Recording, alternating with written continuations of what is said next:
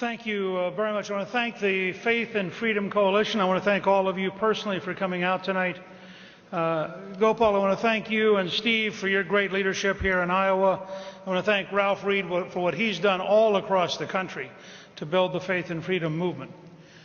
2012 is the most important election in this country since 1860. Next year, we will decide whether the disastrous policies of class warfare, bureaucratic socialism, radical judges, and bureaucrats who treat us as subjects rather than citizens will be continued in office, or whether we will decisively repudiate an 80-year drift to the left, a drift in our newsrooms, a drift in our colleges and universities, a drift in our bureaucracies, a drift with our judges, and a drift among elected politicians. That's how decisive 2012 is. Let me give you one example. The President has announced what will be seen by historians as a decisive defeat for the United States in Iraq. Despite the best effort of our military, which is, I think, tactically the finest military in history, the failure of various civilian institutions, and frankly, the failure to understand the scale of the problem, means that we will have lost the third Iraq war. This may or may not be popular to say, but as a historian, I think it needs to be said. We won the first Iraq war in 1991, driving Iraq out of Kuwait in 4 days. We won the second Iraq war to defeat Saddam Hussein in 23 days. For reasons I frankly don't understand, Ambassador Bremer then changed our mission to radically changing Iraqi society. After 8 years, thousands of lives, hundreds of billions of dollars, we will leave in defeat. Don't kid yourself. It is defeat. Iran is stronger. When Maliki, the head of Iraq, goes to Tehran for a conference on terrorism, when he promises Assad that he will help prop him up as dictator of Syria, when they refuse to sign an agreement protecting American forces from Iraqi law. Go down the list. We have lost influence despite many American dead, more American wounded, and hundreds of billions of losses. We need to fundamentally rethink our policy for the entire region. We need to recognize that if Iran is dangerous with one bomb, potentially, then how dangerous is Pakistan with over 100 nuclear weapons? We need to understand how precarious the entire region is. And that's an example of what makes this such an extraordinarily important election. Look, the process of recovery economically is not that difficult. I predict to you that late on election night, as it is clear that Obama has been defeated and that the Democratic Senate has been defeated, that late that night, the recovery will begin.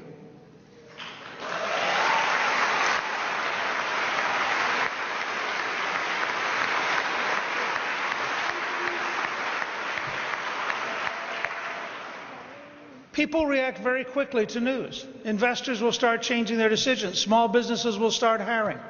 We can have a dramatically better Christmas in 2012 if it is the goodbye Obama Christmas than we would possibly have if it was a re-elect Obama Christmas. So one of our slogans should be, do you want a great Christmas? Vote against Obama. Now, even for many Democrats, that will begin to be an appealing idea. Our key symbol's easy.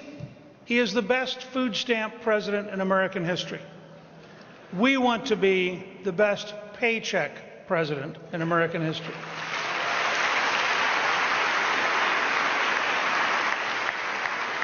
But President Obama is just a start. While he personifies the move to the left, there is vastly more work to do than beating Barack Obama. One of the first things I will do is send a bill to Congress asking them to fire Bernanke immediately so we can replace him. I will insist that the Fed be audited, and I will insist that all of the decision documents for the last 3 years be published so all of us can know who got our money and why, and who didn't get our money and why. And I believe we will be shocked and sobered to learn how out of control the Federal Reserve has been.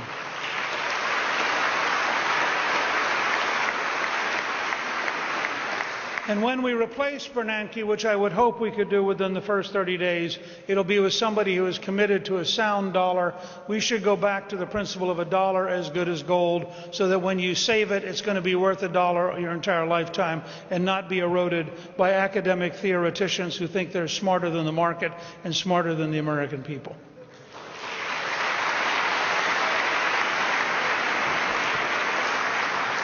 You can see a great deal of what we're outlining if you go to newt.org and you look at the 21st century contract with America, which is a fairly elaborate and comprehensive document which will continue to grow and evolve until we issue the final legislative version on September 27th, 2012, and the final executive orders version on October 1st, so that everybody will know going into the final week of the campaign what this is all about. On executive orders, let me just say the very first one, which will be signed about 4 o'clock in the afternoon on the day I'm sworn in as president, about 2 hours after the inaugural address ends, about the time that the Obama family arrives at Andrews Air Force Base to go back to Chicago. The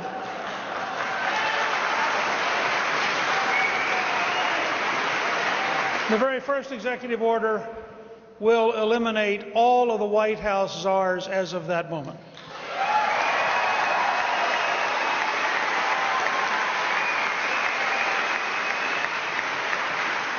The second executive order will reinstate Ronald Reagan's Mexico City policy that no U.S. money is spent for abortion anywhere in the world.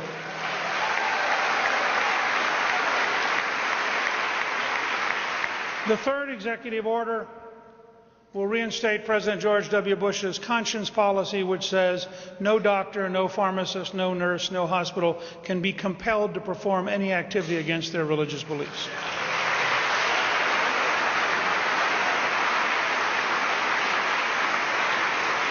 And the fourth executive order will order the State Department as of that day to open the United States Embassy in Jerusalem and recognize the sovereignty of the State of Israel.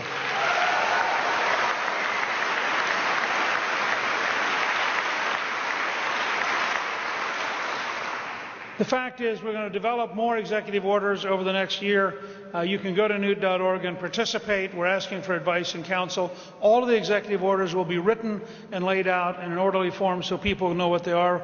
And in the last month of the campaign, if the President says he's for something, we'll be able to print it out and give him a chance to sign it right then and there so we can find out whether or not he really meant it. There are a lot of things I'd like to get into over time. The Environmental Solutions Agency should replace the EPA. All you have to do is imagine the bureaucrat who rides on Metro to get to an air-conditioned high-rise office building to sit in the middle of Washington imagining dust, and then writes a dust regulation based on zero understanding of farming and zero understanding of America beyond the Beltway, and you know why we should replace the EPA.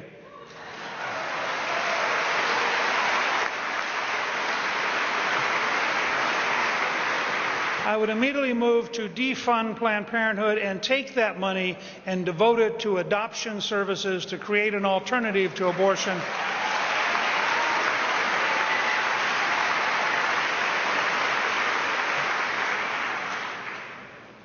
I always tell people I don't ask you to be for me, because if you're for me, you'll vote, go home and say, I hope Newt gets it done.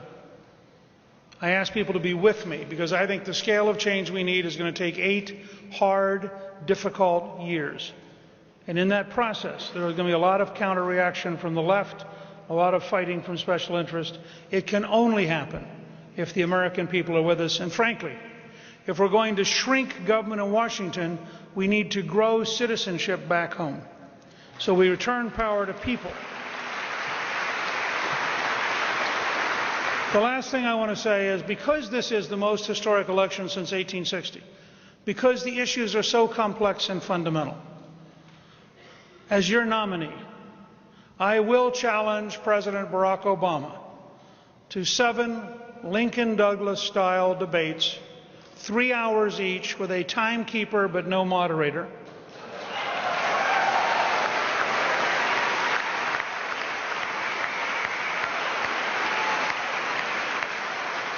And to be fair, I would agree that he can use a teleprompter.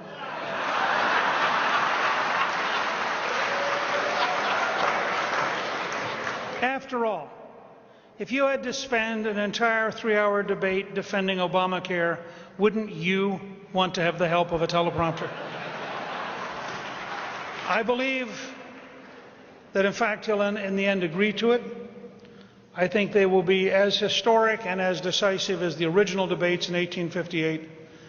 And I think he owes it to the country not to hide behind $1 billion extorted by a White House incumbent, not to try to smear and destroy his opponent, but to stand face to face so the American people have a genuine opportunity to hear both sides.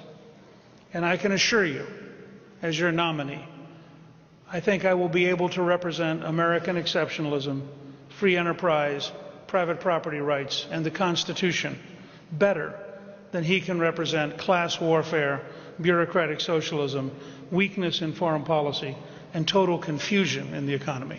I look forward to your questions.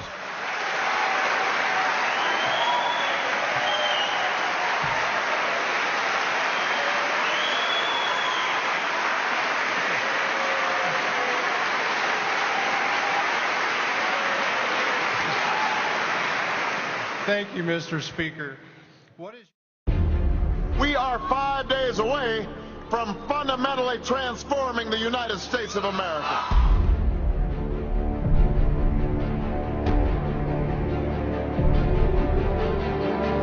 The American people create jobs, not government. Would you reappoint Ben Bernanke? I would fire him tomorrow. I think the Fed should be audited.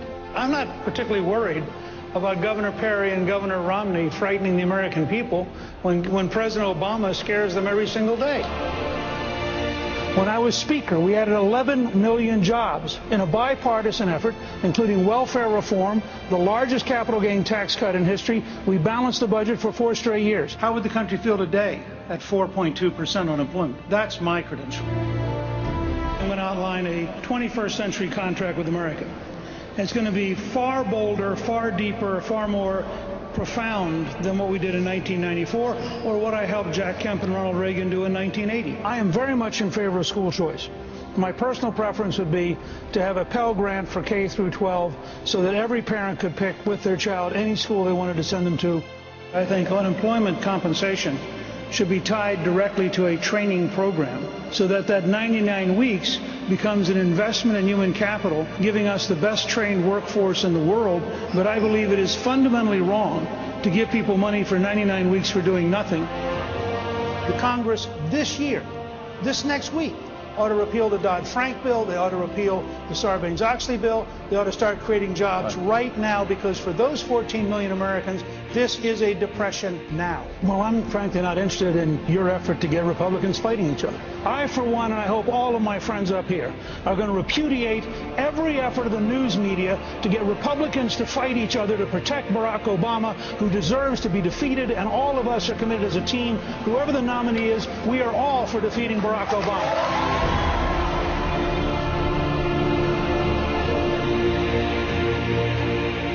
Nothing will turn America around more than election night when Barack Obama loses decisively.